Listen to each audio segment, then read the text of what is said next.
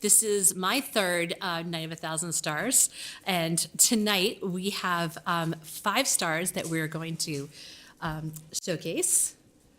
So the program is put on by the Friends of the Simsbury Public Library, and the Friends of the Simsbury Public Library is a nonprofit organization dedicated to the enhancement of library services in Simsbury. And here are just some of the different things that they support within the library. We have a brand new system. This room I know is also funded by the Friends of the Library. Computers, 3D printers, sewing machines, button makers, Kindles, the free museum passes that we all get to use. Also materials to homebound patrons, and then also anything that needs to be supplemented. And coffee service in the cafe, authors, lectures and programs, day trips to the points of interest. I've never been on one of those, but they look like a lot of fun. Also, the grand piano that's right there. And then we also have something called the Investor Angels that provides the funds to build the enclosure, like in this teen section space, the new maker space, as well as some other things. I don't know if you attended the Simsbury, the book sale at the library this past weekend, but that is also put on by the Friends of the Simsbury Public Library. And it's unbelievable that they move tens and thousands of books. First they organize them, and then they move them all over to the high school, and they work tirelessly, and then they take it all down. So it's just absolutely incredible. So if there's anyone here that's the Friends of Simsbury Public Library, if you could just raise your hand so we can clap for you. So thank you so much. Okay. So first up, we have our star who cannot be here tonight, but he is an amazing human being. His family is here. And this is Chief Todd Myers. He is our I still consider him new, our new chief of the fire department. And here's a picture of him being sworn in and his lovely wife, Megan. And I will first just play the video. And this one's a little bit louder, so we'll have to play with the volume a little bit.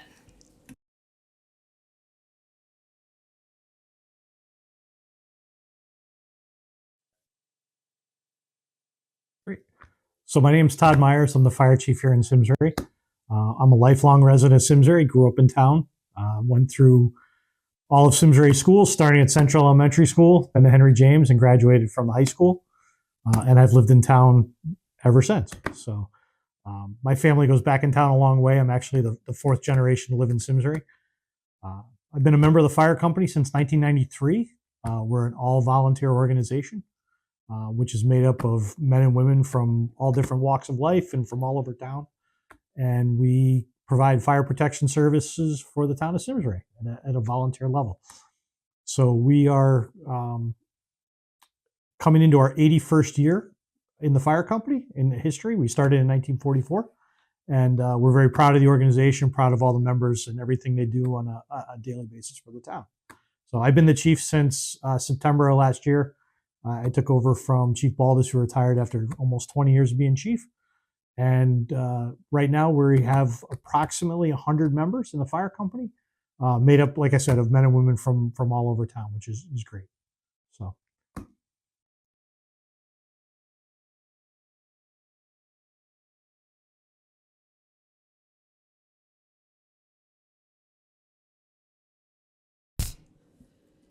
This is the dedication that was at the town hall.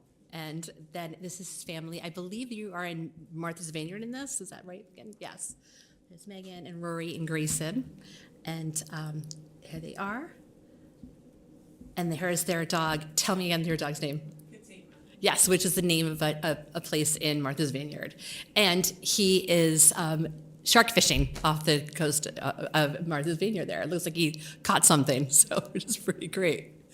So that is Todd Myers, who unfortunately couldn't be here tonight, but we are so grateful that he was able to have the video.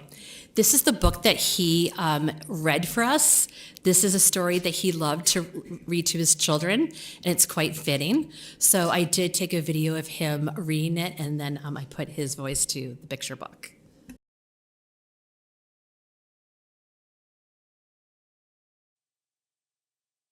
So the book I chose this evening is one of my kids' favorites when they were growing up. I read it to both my kids when they were little. One of my favorites to read to them was Big Frank's Fire Truck. It's written by Leslie McGuire and illustrated by Joe Matthew. It's a great book about Frank the fireman and one of his days in the firehouse. It's 9 o'clock on Monday morning. Big Frank is just getting to work. Big Frank is a firefighter. He works a 24-hour shift. That means he will be on duty all day and all night. This is the firehouse where Big Frank works, lives, sleeps, and eats while he's at work. Big Frank checks in and goes over his schedule. At 11 o'clock, he will make a fire inspection at the supermarket. At 2 o'clock, he will visit the elementary school and talk about fire safety. Big Frank has to be prepared for all kinds of emergencies too. Who knows what will happen during his shift? The fire chief asks Big Frank to fuel up the fire trucks. Big Frank heads for the garage. Big Frank's company has 3 trucks: a hook and ladder truck, which is used for aerial rescues, a brush breaker, which has 4-wheel drive and can go where there are no roads. Big Frank drives the pumper engine. The pumper holds water, 1,000 gallons. After he takes care of the engines, Big Frank checks his gear. He has a helmet to protect his head, a fireproof coat and pants to protect his body, and sturdy boots to protect his feet. He has a wooden wedge for propping open doors and an oxygen pack with a mask in case fires are very smoky. Big Frank hangs his equipment next to the pumper engine. Now he's ready for anything. Big Frank sits down with his partner Mike for a cup of coffee. Just then, the bell rings. At the same time, the lights in the front of the station start flashing and the computer starts printing. Accident at the intersection of Main Street and Laurel Road. Car on fire. Mike, Janet, and Gary jump in the pumper engine with Big Frank. Big Frank turns on the siren and heads out of the station. Woo-hoo! The fire truck roars down Main Street with the siren going full blast. Cars pull over when they hear the noise, and a policeman waves the big engine right through a red light. The firefighters arrive on the scene in less than 4 minutes. The first thing Big Frank does is check to see if there are any injuries. He is glad he has his paramedic training. One lady has a bad cut on her head. Big Frank bandages the cut. Mike radios for an ambulance.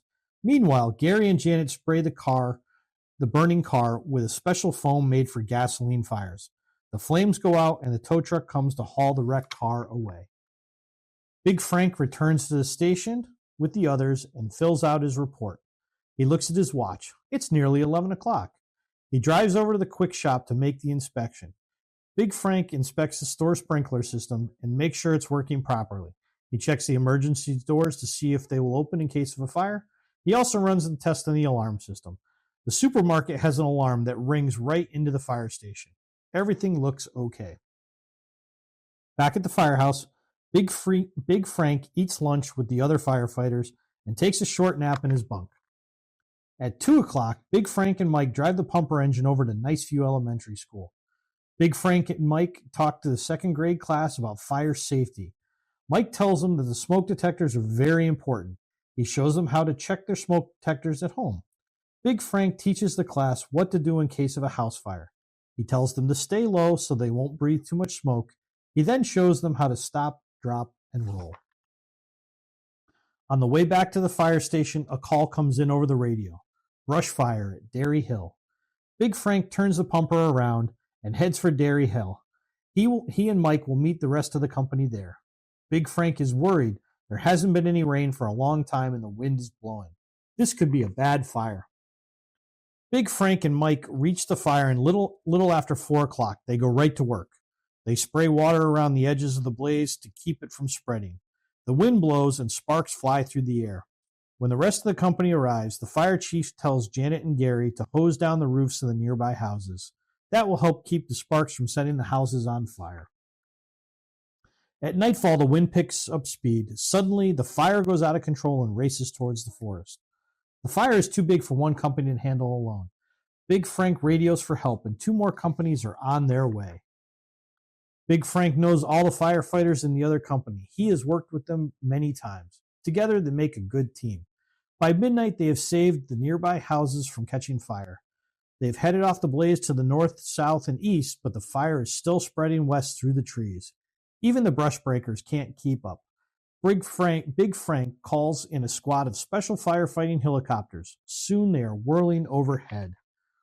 The firefighters battle the blaze on the ground, the helicopters drop chemicals from the air, and finally, after 14 hours, the fire begins to die out. The worst is over.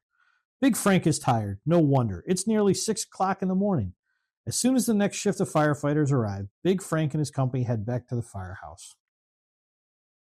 Back at the fire station, Big Frank helps wash down the trucks, and they are sooty from the fire.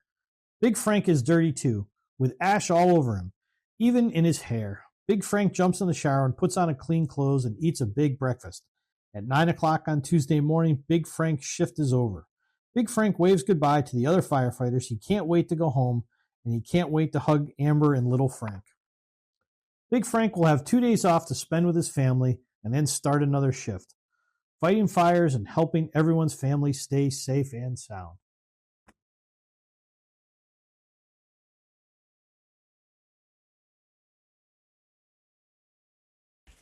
Yeah.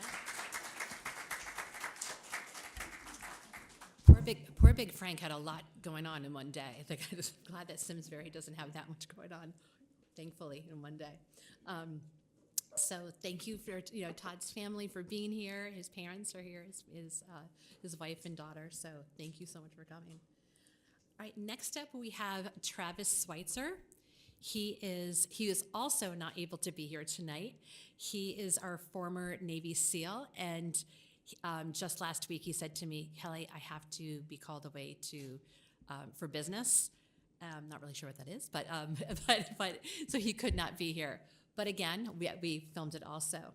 So here is a picture of him. You can see he's very, very decorated, and I'll let him talk about himself. So I'm just going to give you a little sneak peek. I'll play the video first.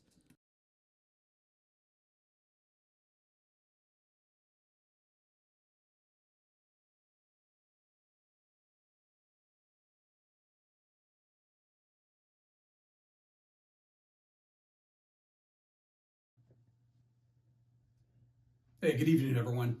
My name is Travis Schweitzer, and I'm sorry I couldn't be with you there this evening, but I am really grateful to Friends of the Public Library and Kelly Callahan for having me be a part of this Night of 1,000 Stars.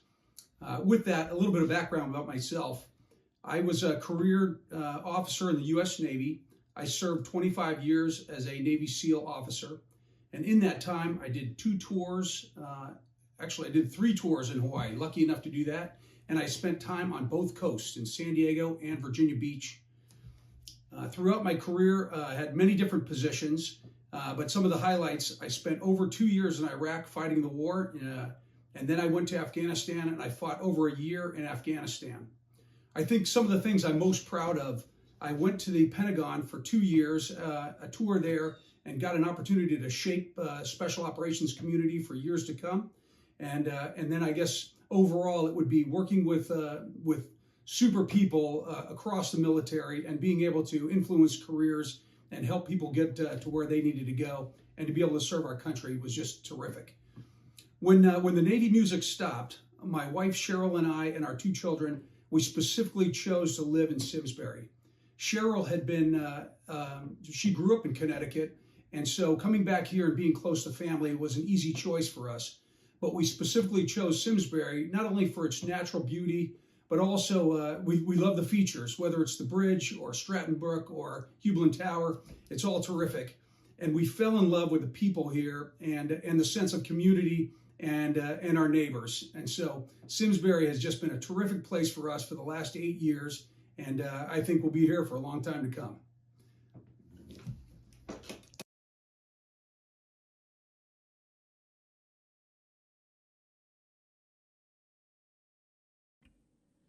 So to highlight some of his pictures that he shared with me,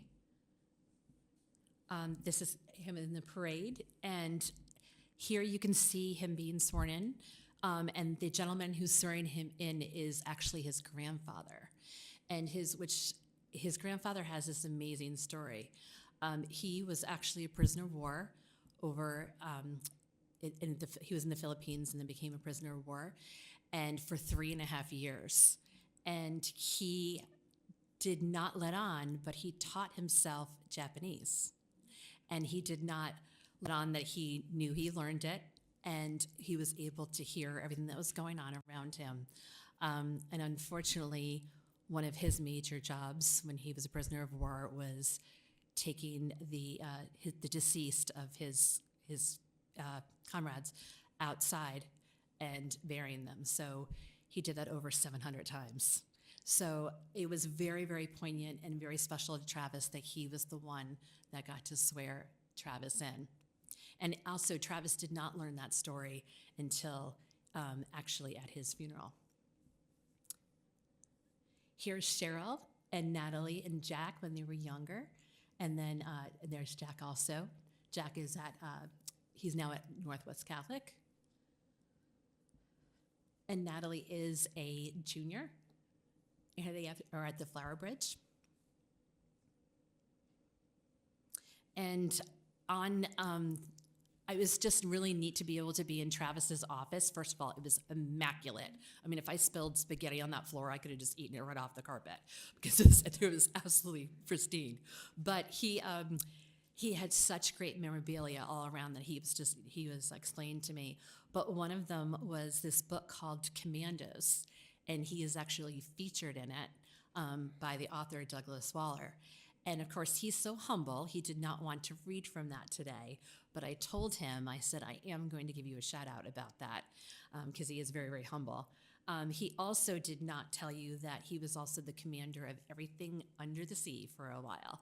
So I said to him, why didn't you mention that? And he said, oh, no, that's okay. I'll just, So again, he doesn't like to put everything out there that he's done, but he's pretty amazing. So today, what he is going to read is from David McCullough's 1776. And he'll explain why he chose it.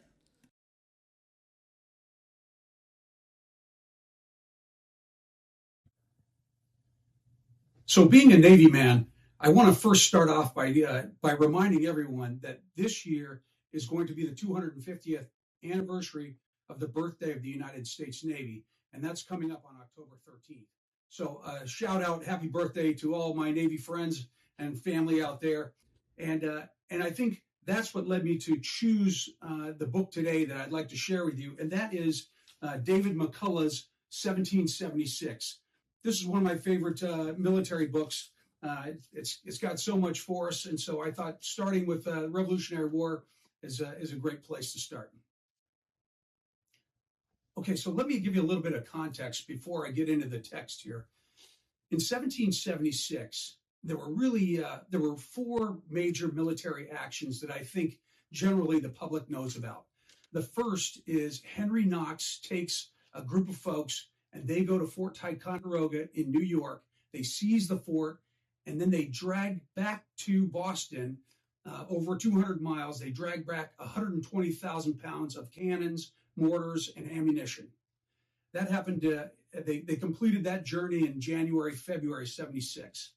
Number two was the rebel troops, the Continental Army. They ended up taking Boston and they forced the British out. And that happened in March of 76. And that's what I want to talk to you about today. But first, number three was the Great Escape from New York. So in August of that year, George Washington ends up taking 9,000 men across the East River to Manhattan in the course of one night under the cover of fog and makes the Great Escape. And why that was so important was they lived to fight another day. And had that not happened, it would have all come to an end at that point. And then finally, I think the event that we all know about, and that is Christmas night, crossing of the Delaware, George Washington and the troops go and seize Trenton, and they take 1,500 Hessian troops hostage, and they live to fight another day there and carry on the war and give great inspiration. So with that as the backdrop, what I thought I'd read to you today, which is so compelling, is the taking of the Dorchester Heights in the Boston area on March 4th. And let me start with McCullough's chapter 3. The first reading I want to give you.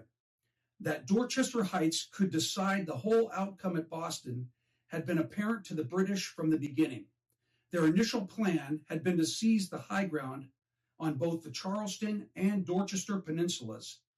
But then the rebels had made their surprise move at Charleston, digging in on Bunker Hill, and it had taken the bloodbath of June 17th to remove them. The morning after the battle, the British decided, and it was proposed by Major General Henry Clinton, to move immediately on Dorchester. Possession of the heights was absolutely necessary for the security of Boston. Okay, so that's the backdrop. In 1776, at the beginning of the year, the Continental Army is just in terrible shape, as per usual. They don't have enough funding. They don't have enough weapons. They're within a whisper of being eradicated and being done for. And George Washington knows he's got to do something fast. So they come up with a plan to take the heights. But first, how bad was it? So many of the troops who had given up and gone home had, against orders, carried off muskets that were not their own, that the supply of arms was depleted to the point where there were not enough for the new recruits. On paper, George Washington's army numbered between 8,000 and 10,000. In reality, only half that number were fit for duty. So Washington has 4,000 troops, and the British have over 12,000 in Boston. They have countless ships, and they have the loyalist population there in Boston, and they're trading blows back and forth. Okay, so what happens? In February, Washington puts the plan together. The preparations were elaborate and mammoth in scale, and Washington himself threw himself into the effort, demanding that not an hour be lost. The plan was to occupy the heights on a single night before the British knew what was happening, just as had been done at Bunker Hill. This time, however, there were the guns from Ticonderoga to haul in place, and the heights of Dorchester were considerably higher and steeper than at Bunker Hill. And at an elevation of 112 feet, they were nearly twice as high. More seriously, the frozen ground on top was impenetrable as a rock, in Washington's words, which meant that digging in trenches and throwing up breastworks in the usual fashion would be impossible, at least in one night and with no noise. So they've got a very difficult task ahead of them, and they're at their wits' end. Okay, March 4th, what happens? They're trading blows. At the first crash of the guns, General Thomas and 2,000 men started across the Dorchester Causeway, moving rapidly and silently, shielded from view by the long barrier of hay bales that they had put up as cover. An advance guard of 800 men, a covering party made up largely of riflemen, went first to fan out along the Dorchester shores in case the British made any attempt to investigate during the night. The main work party of 1,200 men followed immediately after, and then came hundreds of carts and heavy wagons loaded with chandeliers, fascines, hay bales, barrels. That's all infrastructure that they're putting up. And most important of all, the guns from Ticonderoga. The whole procession moved in solemn silence and with perfect order and regularity, while the continued roar of cannon served to engage the attention and divert the enemy, the British. Okay. On the heights, the men toiled steadily with picks and shovels, breaking the frozen ground for earth and stone to fill the chandeliers and barrels. At 3 a.m, a relief force of 3,000 men moved in, and an additional 5 regiments of riflemen took up positions near the shore. By the first faint light before dawn, everything was ready with at least 20 cannon in place. And now these are the paragraphs that I love the most right here. It was an utterly phenomenal achievement. General Heath was hardly exaggerating when he wrote, "Perhaps there never was so much work done in so short a space of time." At daybreak, the British commanders looked up at the heights and they could scarcely believe their eyes. The hoped-for, all-important surprise was total. General Howe, the British commander, was said to have exclaimed, "My God, these fellows have done more in work in one night than I could have made my army do in 3 months." So in the next few days after that, there was total chaos. And General Howe gave the order, "We must evacuate Boston." And by the 17th of March, they evacuated and gave hope to the Continental Army that they could actually fight this war. Okay, so that's just a snippet of 76 that I love so much, and I want to finish with McCullough's last two paragraphs of his book here about the significance of 76, and it's really just so compelling.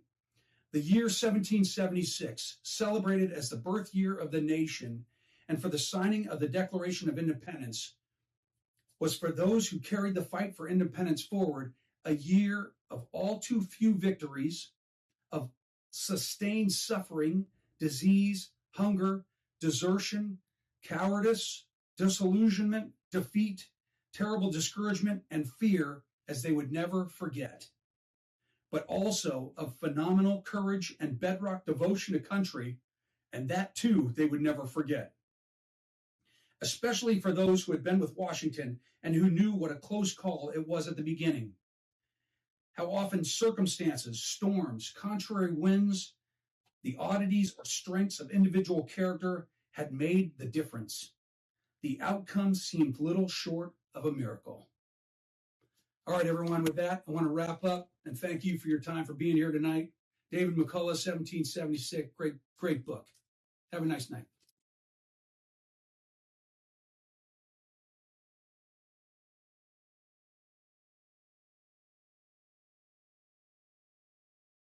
I love that he read that because it's such a great reminder of what the sacrifices that so many have made so we can have what we have. Just a show of hands, how many people in here have served for our country? So I'd like to give you guys a round of applause and thank you for your service. Just like we thank Travis for what he has done and what he continues to do. So next up, we have a very amazing human being, Fiona Gallo. She literally just won her field hockey game over at Conard. I believe what you said, the score was 2-1. Excellent job. And then she came over here and she is going to sing for us and then also read something that she is in the middle of writing. So she is quite a star that's here tonight. I have met her and her family when I had her older sister Olivia in third grade, my first year teaching at Squadron Line. I taught for 12 years down in New Canaan where I grew up, and then we moved up here 19 years ago, and I became a third grade teacher at Squadron, and her sister Olivia I think she's a senior now in college. Oh my gosh. So now we have Fiona, who's also a senior. So do you want to do a microphone, or do you want to just sing? How would you like to do this? We didn't have a chance to talk about this ahead of time. Okay, perfect.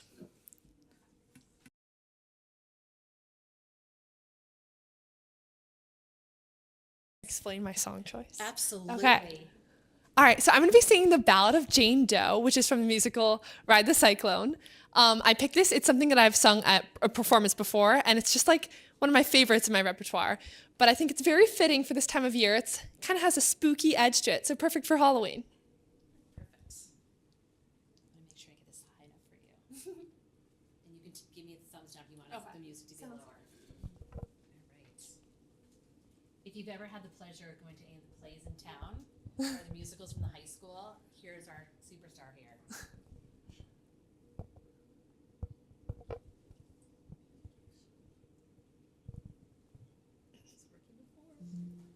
There we go. Some might say we're released, pushing daisies deceased, but we all know the worms must be fed. There's just one lingering fear. Oh, my soul, is it here, or is it rotting somewhere with my head? Oh, my soul, oh, my soul, oh, my soul, oh, my soul.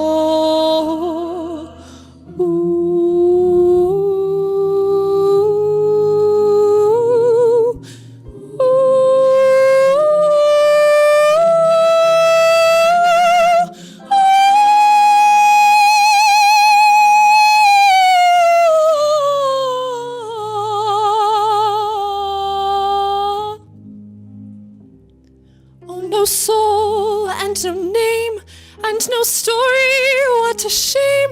Cruel existence was only a sham. Oh, St. Peter, let me in. You must know where I've been. Won't you tell me at last who I am? Who I am, who I am, who I am, who I am.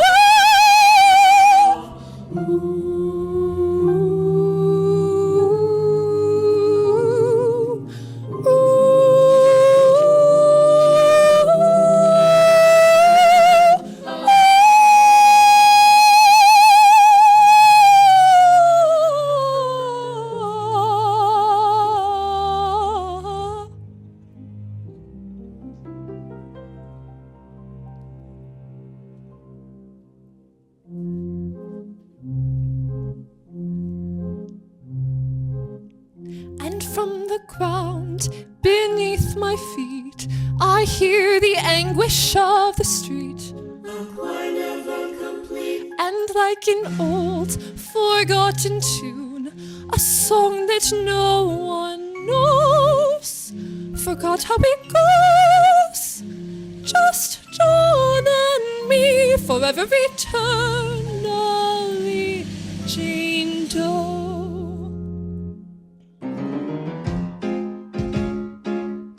And I'm asking why, Lord, if this is how I die, Lord, why be left with no family and no friends? I've got no celebration,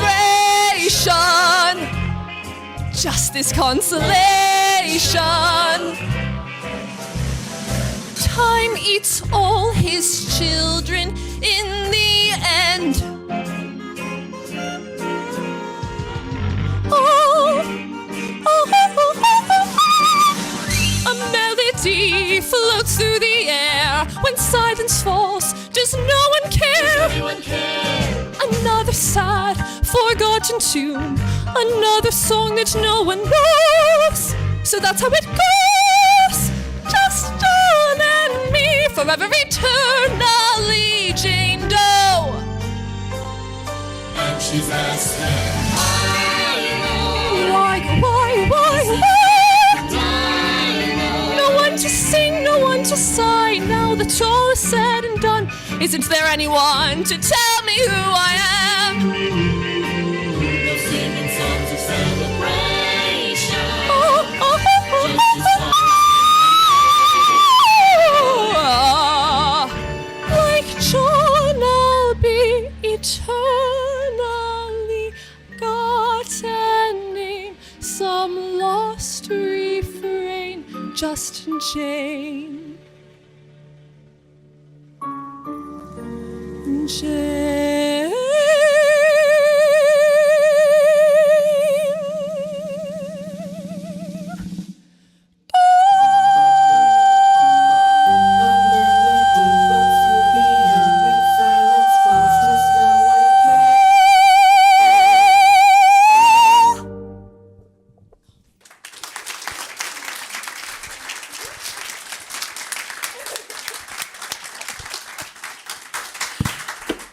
All I can just say is wow. I just know the words.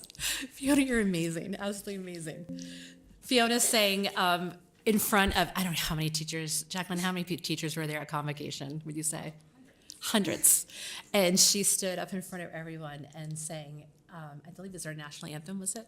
And it was, everyone had goosebumps. It was incredible. And everyone was so proud, especially your former squadron line teacher back there. But I'm going to have you tell about yourself and Simsbury and go through your slides, and then you can read your piece. So there you go. You can adjust the mic, whatever you Okay. need. All right, hi everybody. My name is Fiona Gallo. So as Ms. Callahan mentioned before, I'm a senior at Simsbury High School. I just want to start off by saying thank you. It's such a great opportunity, not only for us to all come together and like share our love of creativity and reading, but also for me to perform and to get to read something very special to me. So just a little bit about myself. I was born in Burlington, Vermont, and I moved here with my 3 siblings and my parents in 2012, I think. Since then, I've been a Simsbury resident. So, like I mentioned before, I'm a senior SHS, and I'm involved in various activities, sports, and different clubs. So in the fall, I'm a varsity field hockey captain, and I've been playing field hockey since 4th or 5th grade. And since then, it's just become such a passion of mine. Through the sport, I've met such amazing people. I've had the experience to travel across the Atlantic for an athletic and cultural exchange program. And I've just learned to work incredibly hard no matter what. In the spring, I'm also a varsity captain for track and field. More specifically, I'm a 2-time Central Connecticut Conference qualifying triple jumper and occasionally long jumper. And I participate in my own events, but I also have the privilege of being able to coach some of the younger track and field team members on their jumping technique and that kind of thing. So other than sports, I'm a very involved singer and actress. Through my school, I participate in an advanced curricular choir, Simsbury Singers, the Gertrude Banks Gospel Choir, Holiday Cabaret, and I'm also leader of our all-treble a cappella group, No Fella a cappella. I'm also recognized as a regional, state, and national singer through honor choirs that I've participated in. And for theater, I participate in our school's one-act play festival in the fall, and then the winter musical. Most notably, I played Sarah Brown in Guys and Dolls, the 2024 winter musical, and just this last winter, I played the Tsarina, Anastasia's mother, in Anastasia. So right now, I'm actually directing my own one-act play from my senior capstone project. Woo, one act, October 18th, come out and see it. But that's just been, again, like another incredible experience. It's allowed me to kind of explore a new side of theater that I hadn't ever. I've always been up on stage, been the actor, now to be the director, it's definitely challenging, but it's something I love. Music and theater have been such huge parts of my life for a very long time, and it's how I've met some of my best friends, and I wouldn't trade that for the world. It's something that grounds me. I've got 2 of them in the back right now, but it's something I know that I can always go back to and find a way to express myself through. So I'm very much labeled a leader in my community, I hope so, between sports and officer positions for different music programs or honor societies. I've learned to work with all different types of groups of people and direct these groups of people with both kindness and integrity. So now, most importantly, I'm an avid reader and writer. At this point, my bookshelf is completely overflowing with books, something I hope I can say that we all have in common. But I've always wanted to be a teacher. In the past few years, just with my love for reading and writing, that's shifted more towards focus in English studies and teaching. So I hope to go to school and become a college English professor. And of course, creative writing. So I'm sure everybody at some point in their life has attempted some form of writing, whether that's a short story or a poem, an essay, an email. We've all written an email. But for me, my form of writing is my novel. So I've been working on my novel, In the Stars Above, I forgot about the slides. Here's me as Tsarina last winter, some of my friends. That was Guys and Dolls, and then just in Paris during the exchange program. All right, well, can I go to the next? Okay. So my novel, In the Stars Above, I've been working on it for over 4 years now. And between edits, rewrites, drafting, I've accumulated over 250,000 words, probably more, not including what I would type and delete. So finishing my first draft back this past February was something I'd been dreaming about for literal years, for 4 years, even before that when I started writing in elementary school. But I'm proud to say it's now one of my biggest accomplishments. I said before that I was a leader in my community, but when it comes to writing, my characters are the ones that lead me. They guide me through the story. They're the ones telling me what to do. I'm not the puppet master, they are. So, they guide me through the story and my life, teach me things about myself that I didn't know, highlight different parts of the world that I wouldn't otherwise notice, which is just so incredible to me, and it's why I want to pursue it. All right, so now for the excerpt I'm going to be reading, It's the prologue of my novel. So just for some context, my novel, A Fantasy, takes place in the fictional country of Astora, where the land is divided into 3 separate kingdoms, Rhetoric, Erchty, and Lorif. The prologue begins with Marcella, the protagonist, unsure of how to move forward now that she'll become a nobility of Rhetoric, basically the princess. The novel highlights themes of friendship, self-discovery, maintaining a sense of determination, even when times are difficult, and fighting for what you love. So, here we go. Prologue, 2 years earlier. There was always something about the sky that entranced her.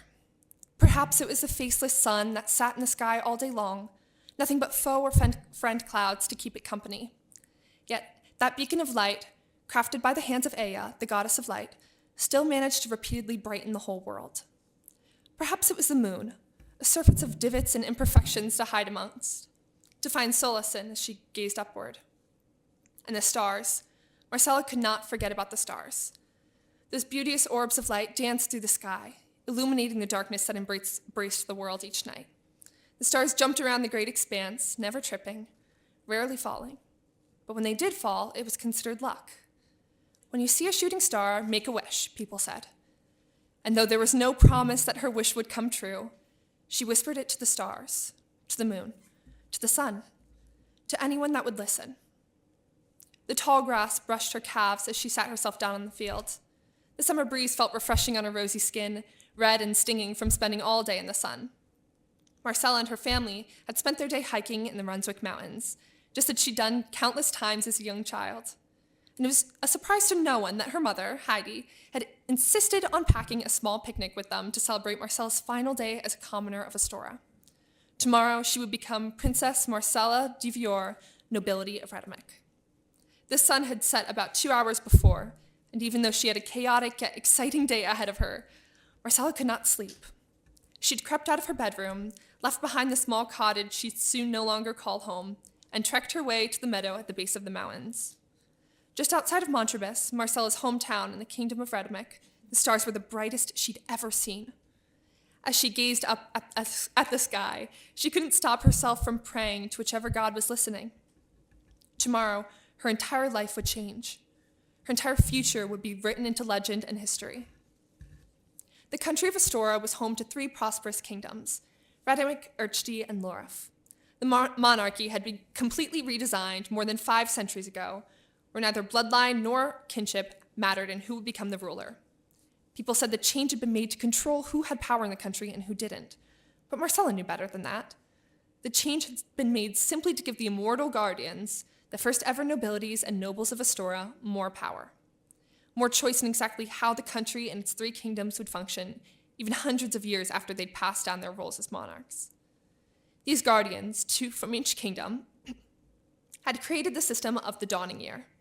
The immortals selected 1 birth year from which nominees would be chosen, 15 and 16-year-old boys and girls to become nobilities, and 2 years later, nobles of Astora.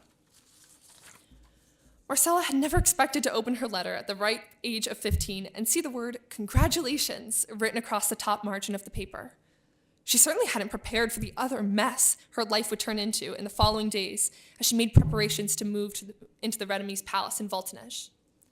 The rustle of straw and grass had Marcella whipping her head around to see who was approaching.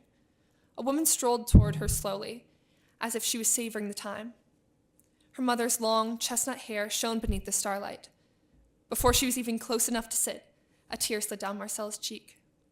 "Hi, Mama," she whispered, her voice delicate and somber. Heidi joined her in the grass and replied, "Hi, little star." Marcella rested her head on her mother's shoulder, clinging to her side. "Maybe if I never have to let go, that will make this whole situation easier," she said. "Marcella," her mother combed her fingers through Marcella's charcoal hair, feeling that sent Marcella back into the memories of her young childhood. "I know saying goodbye is difficult, but think of all you have waiting for you." She tipped her chin toward the sky. "Do you see the brightest star, right at the peak of the mountain?" Marcella scanned the dark expanse, her sapphire eyes catching on the glowing orb positioned just above the highest crest of the Brunswick Mountains. "Yes," she answered softly. "That, my dear," her mother told her, "is the star of Maius, the last shining child of Ea, the goddess of light." Heidi cleared her throat, then continued. The stars are Aya's children, her warriors. And millennia ago, when this world was created, Aya told her children that if they wanted to have the brightest star, they must first prove themselves worthy. The children went to war, battling each other for the glory that came from their mother's recognition. Maius, Aya's youngest daughter, didn't want to harm the others, Heidi explained. In fact, she was so against fighting her siblings that she believed she would never earn her mother's favor. When it finally came time for Aya to choose the winner, Aya picked Maius. Marcella let her mother's soft, gentle voice calm her racing heart, calm the nerves that had plagued her body since she learned of her future as a nobility. The goddess's other children were furious, her mother said. Maius didn't do anything, they all complained. She's not the worthy one. Heidi brushed her fingers against her daughter's suntanned cheek. It was Aya's response that ended it all.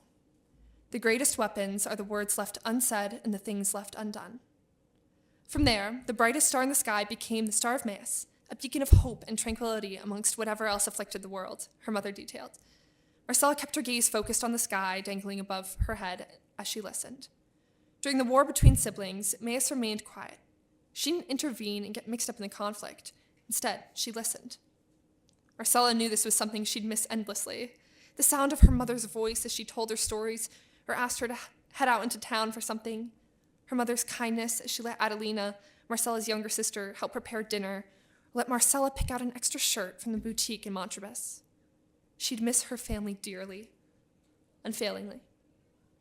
Heidi's voice shattered the silence that had formed around them. Whenever you are stressed or unsure or tired of being run down by society, look up to the star. She pointed to the shimmering light. Make a wish, her mother instructed. Then, a caress against her skin, Heidi placed a gentle kiss on Marcella's forehead. Maius will listen, always. Marcella lifted her head from her mother's shoulder, exhaling slowly, and whispered, I'll miss you, Mama. And I'll miss you, honey, her mother replied, pressing her palm to the side of her daughter's face. You are incredible. Never forget that. Emotion clogged her throat, suppressing all of the words, every thought Marcella wished she could utter. Then, Heidi reached into the pocket of her floral dress, one of the nicest pieces of clothing she owned, and slipped something into her hand. The woman lifted her hand, a necklace dangling between her fingers. There, moonlight gleaming off of the gem, a ruby pendant hung from a thin silver chain, the gem encapsulated in swirling silver. Marcella reached forward, her fingertips brushing the jewel. The necklace was something born from the kind of luxury and beauty she could not afford. It was something heavenly, otherworldly. It's beautiful, Marcella breathed. Her mother replied, It's for you. Marcella's eyes widened, a beaming smile splitting across her face as she leaned forward and embraced her mother. The scent of smoke and firewood that clung to her mother's hair and skin kept that homey feeling in her heart alive. She would have thanked her mother again and again, but Heidi whispered into Marcella's ear, This will not be an easy transition, little star. Things will be confusing. Things will be difficult. A soft, choke-like sob escaped her mother's lips as she continued. But wear this necklace day and night as a reminder that you always have a piece of home with you. Marcella clung to her mother like that for what seemed like hours, and she wished she never had to let go. When she finally did, tears dotting her cheeks like freckles, Marcella looked up at the Star of Maius, that bright, beaming orb of light, and she prayed.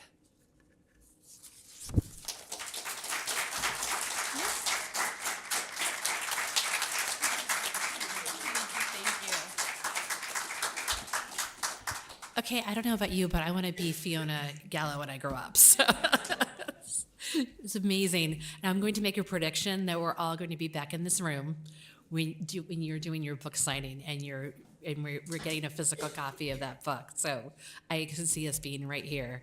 So stay tuned. So thank you, Fiona, so much.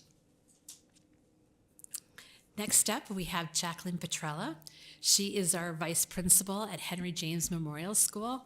I had the pleasure first of having her as my vice principal at Squadron Line, and then I missed her so much I followed her to Henry James as I'm running the library there. But I'm going to have her talk more about herself. I'm sure you'd rather hear from her than me. So here you go. No, it's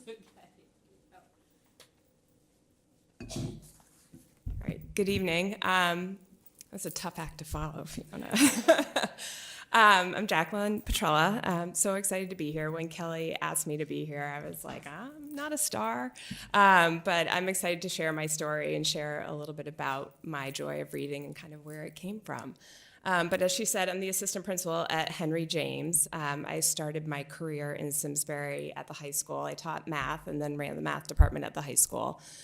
Prior to that, I actually worked in Colchester and at Bacon Academy. And then I spent some time doing district-wide math, and then I went to Squadron Line where I was the assistant principal, and I see Susan's back here, and Mrs. Eustace over there from the high school, so I have a lot of people that I've been able to work with over the years. And then this is my 5th year at Henry James, and I love it, and I never thought I'd want to be with middle schoolers, but they are absolutely amazing because it's such an interesting time of life. They're going through so much at that age.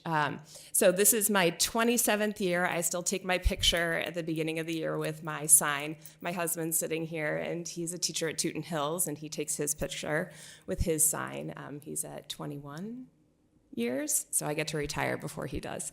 So we'll just make note of that. And it's hard to believe because I'm only 29 how I've been teaching for 27 years. And Scott Baker is the principal at the middle school, and that's a picture of what we would look like if we were middle schoolers and what we deal with every day. But it's really a great place to work and to be. This is my family. So we live in Simsbury as well. We've lived here for 15 years, going on 16 years. I was born and raised in New Hampshire, and Simsbury was never a place in my mind. Connecticut was never anywhere I dreamed of living. So I was surprised myself when I ended up here. I went to Providence College, and I was looking for a job, and I had interviews set in New Hampshire, and someone called who was a graduate from Connecticut, and I was like, hey, why not? They paid a lot better, and I had a lot of bills to pay. So I came, and I had a brother in Hartford, and I have been here ever since. So it's really a great place, and when we settled down, we thought Simsbury would be the perfect place for us to live. We have our 2 kids. Catherine is a sophomore at the high school, and she is playing or has finished her field hockey game. I don't know if they won. I didn't check the last update. And Michael is with me at the middle school. He's in 8th grade. So we always feel a little bad for our kids because they've always had a parent with them. My husband was at Central when they were at Central School, and I'm at the middle school, so they made me promise I would never go back to the high school so they could be at a school free of a parent. But they are active kids, and we're an active family. You can see us skiing. That was homecoming, and my son is hoping to be as tall as my daughter soon. So this is a picture of my family. So when I started to think about reading, my family's the heart of where my journey with reading and books and my love for it became. I'm the youngest of 10 kids, so it was a busy life, I guess is the best way to put it. There was always something going on in our house, and there was always a book to be had in the house. So you can see at the top, that's us when we were little, so I'm in the red sitting on the couch. And that is, on the bottom right is our most recent picture that we had as a family. It was at my dad's 90th birthday, and that's what it has grown into. So it's amazing. And my dad primarily always had a book in hand. Oftentimes 3 books, 4 books. They were always covered in paper, like you cover your textbooks. And he would write the start date and the end date, and sometimes one was in French, sometimes one was in English, often mysteries. And as I got older, he would hand them down to me or hand them to my siblings. So we were reading all the time. It's actually interesting to think my mom wasn't a big reader, but everyone around her was reading. And we still to this day trade books, talk about books. I have a brother who's a playwright, and he worked at the Mark Twain House for a long time. And so we would go to book talks there. He actually got my dad to be a character in Endgame by Baldacci. So if you ever want to read that book, Clement Lamar is my dad. But I forget who he is in the book now. I read it so long ago. But so it's just a big part of who we are. And so when I was choosing what I wanted to read, that was a hard choice because I love to read. I always have books. Since COVID, I always have audiobooks going. I have regular books going. I'll read anything from romance to self-help to books about education. So there's always something going on. And I thought, I don't know what I want to read. And I was thinking about kids' books because we have passed our love of reading on to our kids. My daughter, her favorite store is Barnes & Noble. So we are, any trip she can get there, she will. My son, we're working on it, but he likes to read graphic novels, which at first I said that's not a real book, but they are real books, and they do tell great stories. And so there's, through him and through some of my siblings too, I've kind of begun to understand that reading doesn't have to be a book in hand. There's so many opportunities and ways to read. But when I started thinking about what I wanted to read, it came down to my dad. And I won't cry. My dad passed a year ago, a little over a year ago, of Alzheimer's, so which, if you've had anybody with that disease, it's really hard to see somebody lose who they are. And but one thing my dad didn't lose was his love of reading. We read to him, he listened to books, and we talked about books, and so it was always still a part of who he was. And so I chose the poem "The Road Not Taken" because that was always hanging in his office at home. You couldn't go in there without seeing it. My mom needle-pointed everything. So every room of our house and every room of our house now had something that she needle-pointed. And so this was always his favorite poem, and she had needle-pointed that and hung it up in his office. And I'd go in and I'd read it all the time, and it was always a part of me thinking about his journey. He grew up in Maine with not a lot, and then went in the Army, went to college. He could not be more proud of Villanova. So there was a little bit of a rivalry there, but that was his heart and soul. And then he raised 10 amazing children, artists, graphic designers, golf sales, like you name it, it's in our family. And I would read that and I would think about, his road not taken and then my road not taken, because he would talk to me about, you should go into business, you have a math mind. And I thought, I'm not taking that road. That's not where I want to go. I want to work with kids and be with kids and teach math, even though I love to read. And I always tell my kids I got the English award in high school, but math was my thing. So the first poem I'm going to read, I have 3 poems, is The Road Not Taken. I'm going to take a sip of water. So The Road Not Taken by Robert Frost. 2 roads diverged in a yellow wood, and sorry I could not travel both. And be one traveler, long I stood, and looked down one as far as I could, to where it bent in the undergrowth. Then took the other just as fair, and having perhaps the better claim, because it was grassy and wanted wear. Though as for that passing there, had worn them really about the same. And both that morning equally lay, in leaves no step had trodden black. Oh, I kept the first for another day. Yet knowing how way leads to way, I doubted if I should ever come back.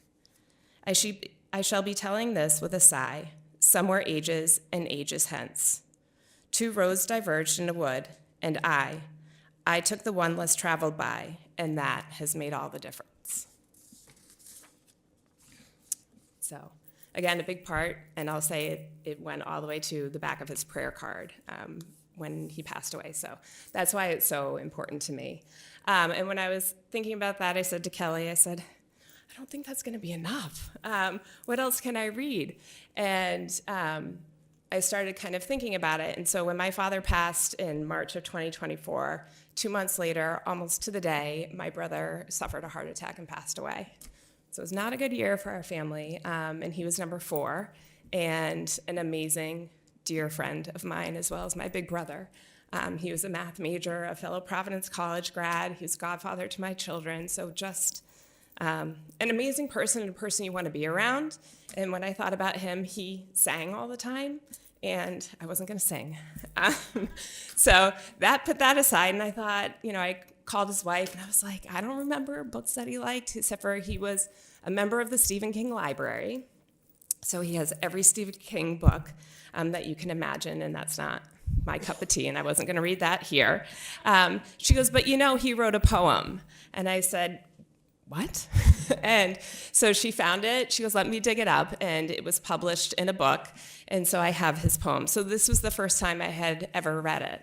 And it's called Father, Where Are You? As each day passes, his voice rings in my ear. His strength, now my weakness, as all I can hear is this voice of security trapped in these walls, of my mind, of my heart, in my soul. Then it crawls into objects around me. They start to take hold of his features, his gestures. I'm suddenly cold. As I try to recapture my runaway dreams, where am I? Where is he? Then slowly it seems the ringing for now is beginning to cease. As reality strikes me, may he rest in peace. So it was by my brother Jean-Pierre. And when I read it, I thought, oh my gosh, did he write this after my father passed away? And he did it, he wrote it in the 90s. So I have to dig into what it's all about, but we're working on that. But I couldn't believe it when I found that and learned about it. So it was really touching for me. So then finally I thought I'd lighten things up. So as I said, I was a math teacher, and anybody who knows me knows I love Pi Day. People are laughing because I made it like a national holiday at the school. And if you don't know what Pi Day is, Pi is 3.14159, and it goes on forever. And so March 14th is when you celebrate Pi Day. And we would do all sorts of activities at the school. So there's me with a pie in my face. Again, willing to do anything to make kids learn math and enjoy math, and because it's a subject that they don't always love. And so I would really go out of my way to make it enjoyable and relatable for kids. That picture there is a student painted a picture of me in a math shirt. So right now it's in my basement. I'm afraid to hang that up publicly. And up top, my family humors me on Pi Day, so we all wear our pie shirts. I make my father's favorite meat pie. We make pumpkin pie or Oreo pie, and it's all themed out, and the same at school. And so one of my efforts to make my students love math was I wrote a math poem. So I thought I would stick with the theme of poetry. And I think there's maybe Mr. Van Loon over there, and Fiona might totally get this unless you're a math person. So this is when I taught pre-calculus, and they have to learn the unit circle. So the unit circle at the bottom there is all of the angles in 360 in multiples of 30 or 45 degrees. And you learn about their coordinates on the circle and their angle measures. And at the top, for trigonometry, is all of the formulas that they need to know to simplify different trigonometric equations. So growing up Catholic, we always got this poem called A Cross in My Pocket, and it would talk about the cross in your pocket kind of guiding you along the way. I didn't carry it in my pocket, but I remembered it. So I wrote them a poem as a takeoff of that called The Unit Circle in My Pocket. So I carry a unit circle in my pocket, a simple reminder to me of the days I studied pre-calc and all about trigonometry. This trig tool shed is not magic, it's simply a little clue to help me with some trig problems when I don't know what to do. It's not for identification or for all the world to see. It's there when those sines and cosines start to cause me anxiety. When I put my hand in my pocket to pull out a key or a phone, the unit circle is there to guide me through a world of trig unknown. It reminds me to be thankful for the days SOHCAHTOA arrived to help me find my missing angles and for those inverse functions I derived. The unit circle is a daily reminder of shifting graphs that I did try, and of all of those trig IDs that I worked so hard to simplify. So I carry a unit circle in my pocket with a trig tool shed on my back to help me solve my problems until I get the knack. And I would get those down to a little pocket-sized credit card size, and they would put it in their wallets. And I had kids come back for years and pull it out of their wallet and be like, I still have it. So that was my English contribution to the math class. So thank you for listening to my poetry and joining us tonight.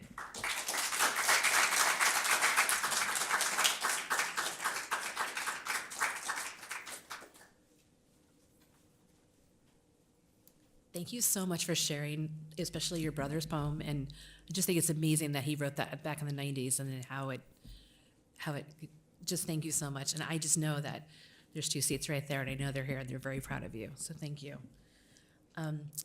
Next up, our last star for tonight, and ironically enough, her last name is actually Starr.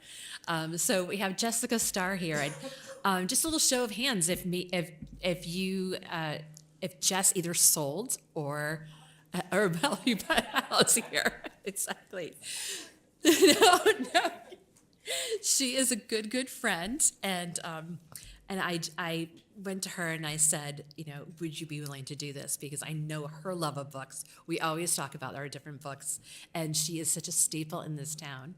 And I'm going to allow you to tell about your story. But without further ado, here's Jessica Starr. Thank you. Well, hi, everybody. Thanks for letting me join you. And I am the biggest book nerd. And first of all, I would pay to hear you sing. Phenomenal. Like, thank you so much for letting us listen to you. That was awesome. And literally, I just want to cry listening to their poems and the poems you read. So thank you for sharing. That was awesome. And I think a treat for all of us. That's amazing. Speaking of being a nerd, I read probably 24 to 30 plus books a year. I probably don't watch TV. So if you ask me about a show, I might not know. I might pretend I know about it. Because I just fell in love with reading, and I read everything from self-help books to, just personal development. I read fiction. I read Ina Garten books, right, Meg? Todd's wife and I like to talk about these things because we might like to cook and that kind of thing too. So, but I find reading is a great way to connect with people. And it's also a really fun thing to think about when you're talking to another person and how a book or a piece of literature or a poem could really resonate with someone. So I kind of almost use it intuitively when I meet with people to see how a book might help them get through something that they're going through. And I always tend to suggest a book, Kelly knows this too, for people all the time. So I keep a huge library at my real estate office, which sounds so nerdy, but when I meet with people all the time, I'm forever giving them books and just saying, you might not even read it, but if you don't, it's okay. But if you do, I think, let me know what you think about it. So anyways, that's the nerdy part of me. So I was super honored. Thank you so much for including me in your Night of 1,000 Stars. And what luck, I am a star, so that's great. If you don't know us, my name is Jessica Starr, and I run the Starr team, formerly Starr Realty Group, but the state made us change our name, with now LPT Realty. We just switched from Keller Williams. So I have a little book about change, ironically enough. I thought that might be helpful, and a quick poem, too, that I thought I would read to you. So this is my beautiful family. I married my high school sweetheart, John Starr. We live and we're lifelong residents of Simsbury, so we know it like the back of our hands, and we kind of love it here. So we love to travel and do all the things. So this is just some fun memory making that we've done. Which way do I go with this? I should know these things. Down? There we go. I figured it out. Smarter than I look. All right. So just to kind of show you a little bit about our team, I guess, because people, it's hard to figure out what you're going to say about yourself. And really, it's not about us so much. For my family and my team, really what we try to do within our community is really just be good servant leaders. So I try to teach everybody that we do business with, everybody that's on my team and my family, how to just give back, how to create amazing client events. So speaking of Pi Day for our team is really a big thing. So Jacqueline, you should be there all the time because that's something that we actually do with our team. As you can see, pies in there is kind of a really big deal. Everything that we do as a team is trying to give back to the community. So we always tie events that we do within the community. From Picture Day to collecting toys for Connecticut Children's Medical Center. We're doing food drives all the time. We rehabilitate homeless families with Journey Home CT. And, if there's a charity that we can help, we try to do it. So when you're hiring us to help you sell homes, we're really trying to help everybody else within the community too, because I don't think it's just a one-stop shop. And we're really big about reduce, reuse, recycle on everything we do. So I kind of want to make sure that we're repurposing people's stuff and the stuff that they do to help other people in our community. So that's kind of a really big part of just us and our team. Also, something that's really important to us is, besides just doing it ourselves, we want to get the kids within our families and the kids within our communities and our clients to also help us do these kinds of things too. So it's great for us to just do it, but if we're not actually encouraging the people that are younger within our community to also see the value in helping, then that's really not doing anything. So I think it's really important to get younger generations involved, not just our kids, and forcing them to do it too. So, although they are forced a lot of times, but they find value in that too. So we have them help a lot. You can see my two little guys up there. We had the physically distanced food drives that we did often for a lot of the events that we did, which was kind of great. Which, by the way, the local food pantries around here, if you guys didn't know, and I'm sure you probably do, but midway through the year is when they need the most help, not just at the holiday time. So if you guys are ever feeling generous, think of it in the off times of the year. That's when they need it the most. And just for our team, we just service 3 different states. So Simsbury is our biggest book of business. I've been in business since I was 23 years old.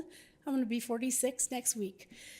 We do anywhere between 150 to 200 homes a year throughout Connecticut, Rhode Island, and Massachusetts. So kind of a really big deal. And the market's shifting. Have any of you guys noticed that at all?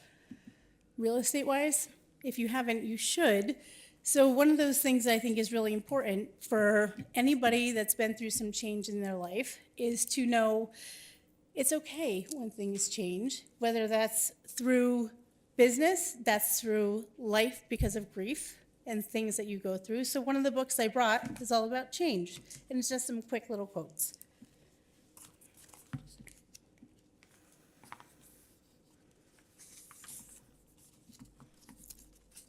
So I like to be pragmatically optimistic on a lot of things, and sometimes maybe it's a little annoying, but I like these things. So this book on change is some really quick quotes on optimism and other things that are good to focus on. Optimism is the one quality most associated with success and happiness than any other.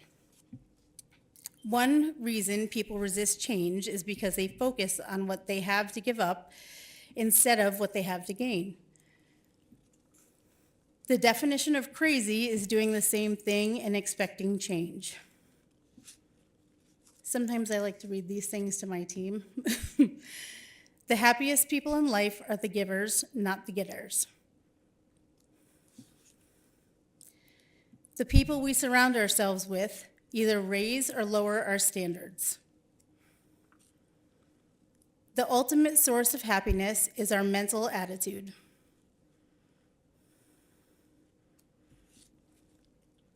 The best lessons I ever learned in life came from the worst experiences that happened in my life. Anyone ever have that happen to them? I think that's something to really analyze some of those lessons. Whenever you think about giving up, think about why you've kept going for so long.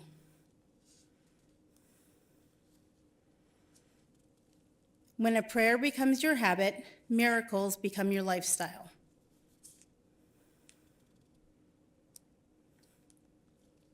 Stop being afraid of what could go wrong and start being excited of what could go right. The greatest discovery of any generation is that a human being can alter life by altering his or her attitude. If you can't do anything about it, let it go. Don't be a prisoner to things you can't change. If you find something you love, you'll never work a day in your life. These were the 12 lessons of change, which I think are super important. So something that also is really invaluable, all the titles that we hold for ourselves, and all of us probably have a few of them. We don't think of how important they are. For me, I've got a bunch of them, which are great, but the ones that are the most important to me are mom, friend, daughter. Any number of those titles matter to all of us, right? We wear a ton of hats, and we sometimes put a lot of pressure on ourselves because we don't take care of ourselves in the ways that we need to. And we really focus on so many things that are not important. So making these changes really are crucial to our own well-being. So for me, the book on change was really important, and I wanted to share that with you guys because I think just with today's society and so many things that are happening right now in our world, we're not focused on kind of just the most important values. We may be focused on social media and all the other things in life that we forget to focus on just the most important things, which are family, and that's why I put that slide first. But anyways, so sorry about that. I also want to just read you one last little quick poem.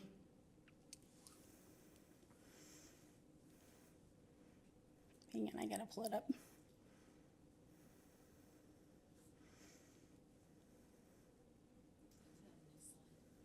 You have it on there? Oh, you're good, but you expect me to see that. Hold on. So this one is one I actually read to my team. So when business gets tough or sales can get tough or the market can switch, this was one that was actually written years and years ago. So it's called Tough Times. It's during a recession. Recession getting you down? Let's go back to the Depression era for a poem from The Wise Old Hen. Said the little red rooster, believe me, things are tough. Seems the worms are getting scarcer, and I cannot find enough. What's become of all those fat ones, it's a mystery to me. There were thousands through the rainy spells, but now where can they be? But the old black hen who heard him didn't grumble or complain. She had lived through lots of dry spells. She had lived through floods of rain.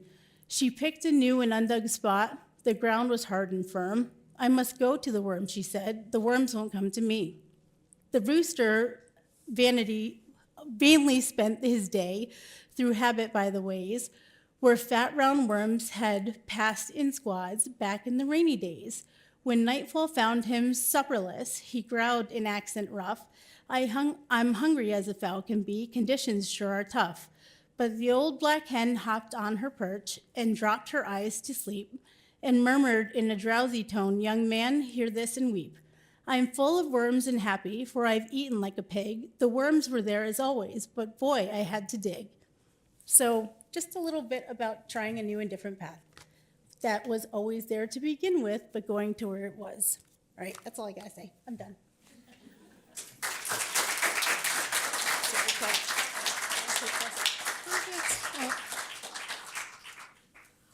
I definitely need to buy that book, Change, by Steve Ryder. I'm going to go on Amazon when I get home and buy copies and buy some for my family as well. I hope you enjoyed this night as much as I did. I'm so honored that I knew when I invited these 5 people to be the stars this year, I knew they were going to do a great job, but this just far exceeded my expectations. So thank you so much for sharing everything that you shared today. Part of you, your feelings, your beliefs, and what's important to you, and just putting yourself out there for all of us. And it's a very brave thing to do. And I'm gonna go in my car and ugly cry after all these things. But I just want to thank you so much for being here tonight, and also for all of you for showing up tonight. So make sure you grab snacks on the way out, definitely. And thank you for, Night of 1,000 Stars 2025. Thank you.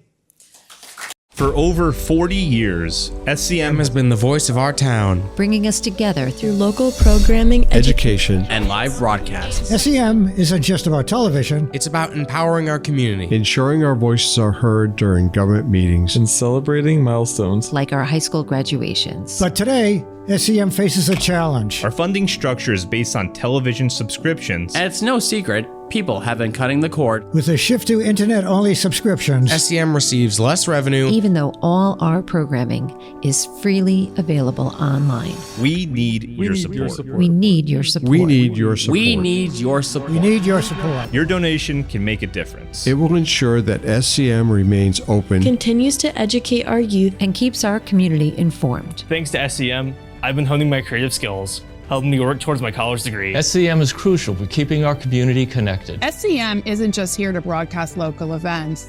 They're actually preserving Simsbury's history. Join us. Join us in preserving Simsbury's voice. Simsbury's voice. Together we can ensure that SCM continues to thrive for generations to come. Visit our website or scan the QR code on your screen to make your donation. Every contribution counts. Thank you for supporting Simsbury Community Media, where your town, your schools, and your government come together.